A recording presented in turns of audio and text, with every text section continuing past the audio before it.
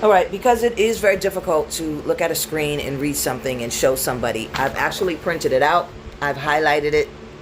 This is the 14th Amendment section right here with the highlights that show that it is just for the slaves of the children, such as myself. So when you say slavery ended in 1863, it's not true. That is when the war was over. It took another 150 to 200 years for them to stop enforcing slavery policies.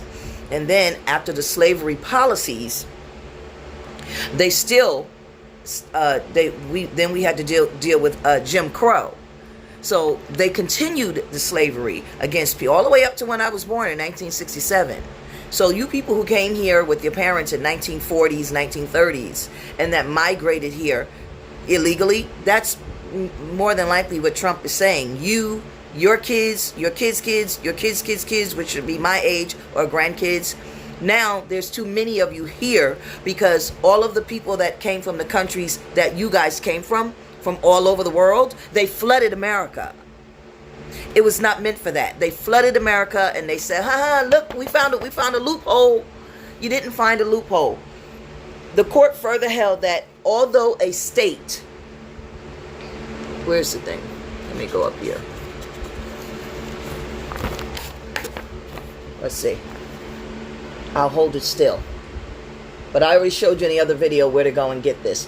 Although the court further held, although a state could confer state citizenship upon whomever it chose, it could not make the citizen of such status a citizen of the United States. Even a free man descended from a former slave, residing as a free man in one of the states at the date of ratification of the United States Constitution, was held ineligible for citizenship. Because there were free men, black men, that were free in the United States. They still could not have citizenship because they were descendant from a slave.